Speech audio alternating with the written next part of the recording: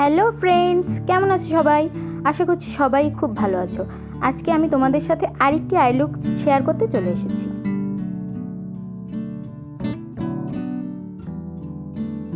বরাবরের মতো আমি আইব্রো করার জন্য দুটো আইব্রো পেন্সিল নিয়ে নিয়েছি, একটা ব্রাউন কালার এবং একটা ব্ল্যাক কালার। ব্রাউন কালার দিয়ে আমি আইব্রোর সামনের অংশ এবং ব্ল্যাক কালার দিয়ে আইব্রোর পিছনের অংশ করে নিই। এখন আমি স্পুলি ব্রাশ দিয়ে ব্লেন্ড করে নিচ্ছি।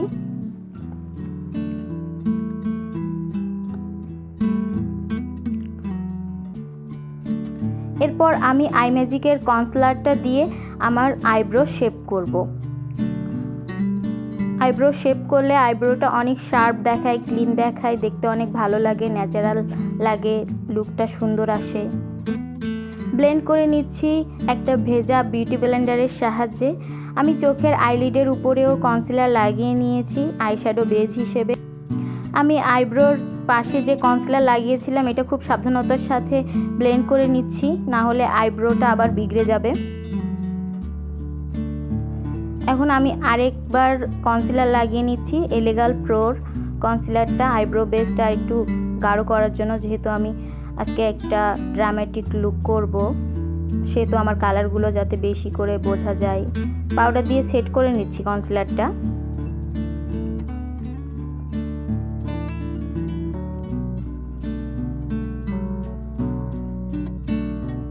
এরপর আমি গ্লেজি ওয়াটার লাইট প্যালেট থেকে এই ব্রাউন শেডটা আমার ক্রিসে অ্যাপ্লাই করে নেব। আমি প্রথমে অল্প পরিমাণে এবং পরে একই শ্যাডোটা আস্তে আস্তে বিল্ড আপ করে গাঢ় করব।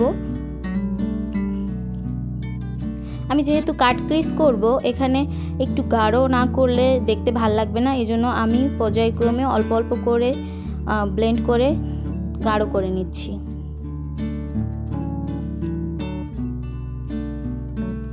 এরপর আমি আই ম্যাজিকের কনসিলারটা দিয়েই আমার চোখে কাট ক্রিস করে নিচ্ছি একটা ফ্ল্যাট ব্রাশের সাহায্যে।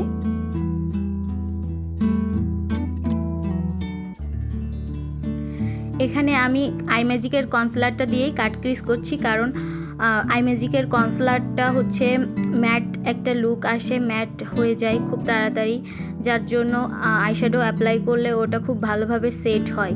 ক্রিমি কনসিলার দিলে আমার অভিজ্ঞতা থেকে আমি বুঝতে পারি যে এখানে ক্রিমি কনসিলার ব্যবহার করলে কাট ক্রিজে অনেক সময় ক্রিজ পড়ে যায়, তখন দেখতে ভালো লাগে না। আমি ব্ল্যাক শ্যাডোটা একই বোর্ড থেকে নিয়ে আমার আউটার কর্নারে দিয়ে দিচ্ছি কাট ক্রিজের। খুব সুন্দরভাবে লাগিয়ে নেব যাতে একটা সুন্দর টোন আসে। আমি অল্প অল্প করে লাগাচ্ছি, কারণ আমি এখানে 2-3টা কালার ইউজ করব পর্যায়ক্রমে। এখন আমি একই প্লেট থেকে একটা ব্লু কালার নিয়ে আমার চোখের মিডিল লিডে অ্যাপ্লাই করে নিচ্ছি।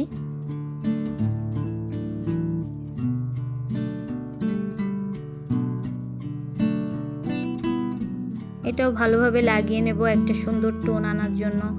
অল্প অল্প করে লাগাতে থাকবো যাতে কোনো হার্শ লাইন না আসে।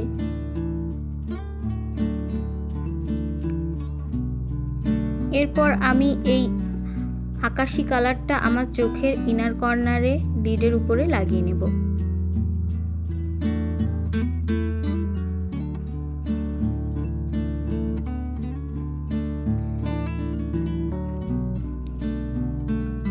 ক্রিজটা সুন্দরভাবে বোঝা যাওয়ানোর জন্য আমি উপরে একটু ঠিক করে নিচ্ছি। এরপর আমি সেম ব্রাশটা দিয়ে একটু ব্লেন্ড করে নিচ্ছি একে অপরের সাথে ওভারল্যাপ করে কালারগুলো, যাতে কোনো হার্শ লাইন না থাকে। আমি 3টা কালার ইউজ করছি এখানে। একবারে যখন আমি ব্লেন্ড করা হয়ে যাবে তখন দেখবেন বোঝা যাচ্ছে না, মনে হচ্ছে একটাই কালার, বিভিন্ন কালার দেখা যাচ্ছে চোখের মুভমেন্টের উপর।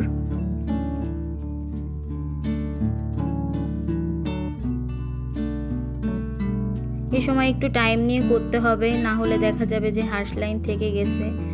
আমার ব্লেন্ড করা হয়ে গেছে। এখন আমি কনসিলার ব্রাশটা দিয়ে শুধু আমার আউটার কর্নারটা শার্প করে নিলাম। এখন আমি যেখানে কাট ক্রিজ করেছি এই ক্রিজ লাইনটা একটু ড্র করে নিচ্ছি একটা হোয়াইট আইলাইনারের সাহায্যে।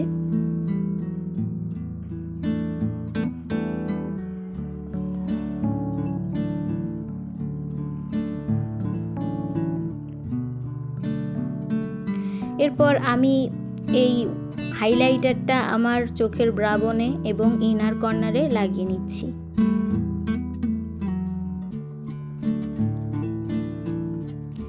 এরপর আমি black colour, then blue colour, then আকাশি কালারটা আমার চোখের লোয়ার লিডে অ্যাপ্লাই করে নিচ্ছি।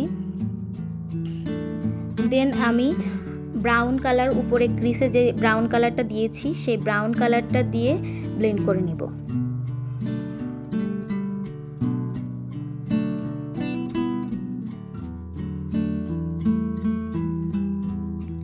এরপর আমি ল্যাকমির আইলাইনারটা আমার চোখের লাইনে লাগিয়ে নিচ্ছি।